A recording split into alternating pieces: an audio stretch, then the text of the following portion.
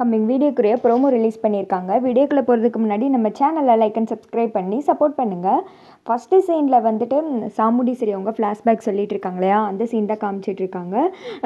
அப்போ போலீஸ் வந்துட்டு மிரட்ட ஆரம்பிச்சிடுறாங்க. ஒழுங்காக வந்துட்டு ஜீப்பில் ஏறுமா அப்படின்னு சொல்ல, அண்ணே நீங்களாவது சொல்லுங்கள், நான் வந்துட்டு உண்மையாகவே திருடல அப்படின்னு சொல்ல, இங்கிட்டு பிள்ளைங்களும் வந்துட்டு அழுகுறாங்க, எங்கள் அம்மா திருட மாட்டாங்க அப்படின்னு சொல்லிட்டு. அப்போ போலீஸ் சொல்கிறாங்க, எவ்வளோ தைரியம் இருந்தால் நல்ல மாதிரி நடிச்சுட்டு சாமி நகையவே நீ திருடி இருப்ப. ஏம்மா இங்கே பாரு, இந்த பேச்செல்லாம் இங்கே வேணாம், ஒழுங்காக நடைய கேட்டு போலீஸ் ஸ்டேஷனுக்கு நடைய கேட்டு அப்படின்ற மாதிரி சொல்லிட்டு இருக்கேன். அண்ணே இவ்வளோ தூரம் அவங்க சொல்லிட்டு இருக்காங்க, நீங்கள் அமைதியாகவே நின்றுட்டு இருக்கீங்களே, நான் ஏதாவது ஒன்று சொல்லுங்கண்ணே. அண்ணே நீங்களாவது சொல்லுங்கள், அண்ணே நீ சொல்லுண்ணே, நான் இதை பண்ணியிருப்பேன்னு சொல்லிட்டு நீங்கள் நினைக்கிறீங்களா, சொல்லுங்கண்ணே, நான் பண்ணியிருப்பேனா, நான் இப்படிலாம் பண்ண மாட்டாது, உங்களுக்கே தெரியும்ல, 2 பேர் ஏதாவது பேசுங்க அப்படின்னு சொல்லிட்டு அழுகுறாங்க. இங்கிட்டு வந்துட்டு நம்ம ராஜா சேதுபதி தாத்தா இருக்கார் இல்லையா, அவர் சொல்லிடுறாரு, நான் தான் உன் பிள்ளைக்கு தாய் மாமனாக இருந்து எல்லா சீர்சனத்தையும் செய்கிறேன்னு சொல்லி சொன்னேன், நம்ம அப்படி இருந்து ஏன் சிவகாமி இப்படி பண்ண அப்படின்னு கேட்க, அவங்களுக்கு அதுதான் பெரிய இடியாவே ஆகிடுது. அப்படியே ஒரு மாதிரி ஷாக்காக இங்கிட்டு வந்துட்டு பிள்ளைங்க பயங்கரமாக ரொம்ப அழுக ஆரம்பிச்சிடுறாங்க. அடுத்து வந்துட்டு போலீஸ் அங்கேருந்து போயிடுறாங்க. இந்த திக்கா வந்துட்டு நம்ம சிவகாமி அம்மா, நான் இப்படிலாம் பண்ணவே இல்லை, நீங்கள் யாருமே என்னை நம்பலை, இல்லை நான் ஏன் அப்படிலாம் பண்ண போகிறேன், எனக்கு இவ்வளோத்தையும் பார்த்து செய்கிறது நீங்கள், ஆனால் உங்களுக்கு துரோகம் நான் பண்ணுவேனா, நான் போய் அந்த கோவில் நகையை திருடுவேனா, என் மேலே வந்துட்டு இப்படி ஒரு பழியை போட்டீங்களே, என்னை போய் இப்படி தப்பாக நினச்சிட்டிங்களே அப்படின்னு சொல்லிட்டு டக்குன்னு அந்த இடத்துல வந்துட்டு அப்படியே விழுந்துடுறாங்க. ஐயோ சிவகாமி உனக்கு என்ன ஆச்சு அப்படின்னு சொல்லிட்டு நம்ம பாட்டி தான் வந்துட்டு தாங்கி பிடிச்சி, மூச்சு வருதா அப்படின்னு சொல்லிட்டு தொட்டு பார்க்குறாங்க. பார்த்தா மூச்சு இல்லை. ஐயோ சிவகாமி நம்மளை விட்டு போயிட்டாங்க அப்படின்னு சொல்லிட்டு அழுக. பிள்ளைங்களும் ஐயோ அம்மா அப்படின்னு சொல்லிட்டு ரொம்ப ஏங்கி அழுகுறாங்க. இந்த ஃப்ளாஷ்பேக்லாம் சொல்லிக்கிட்டே அப்படியே சாமுண்டீஸ்வரி அழுதுகிட்டே கண்ணீரோடு நின்றுட்டு இருக்காங்க.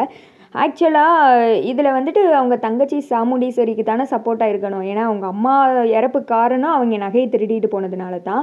ஃப்ளாஷ்பேக்கில் வந்துட்டு இருக்கிற சீன் படி பார்த்தா அதுக்கடுத்து தான் நம்ம சாமுண்டீஸ்வரி அவங்க அப்பையிலேருந்தே ஆம்பளைங்களை வந்துட்டு வெறுத்துருக்காங்க.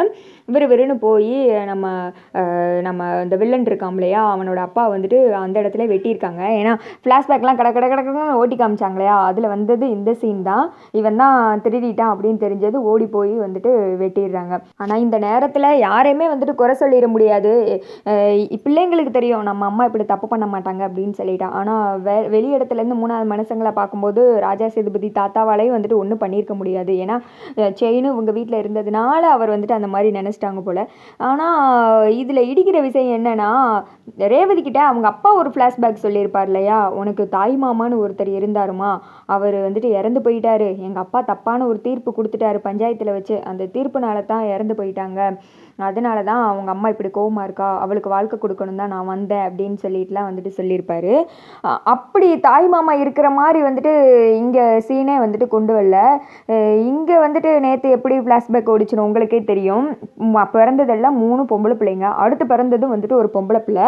அதனால தான் அவங்க அப்பா வந்துட்டு ஒரு ஆம்பளை பையனை பெற்று கொடுக்க உனக்கு வக்கில் இல்லைன்னு சொல்லிட்டு அந்த குழந்தைய தூக்கி போட்டு கொண்டிருப்பாங்க. அப்போ ஆம்பளை பையன்னு பிறந்திருந்தால் அந்த தாய் மாமான்றவங்க எங்கே?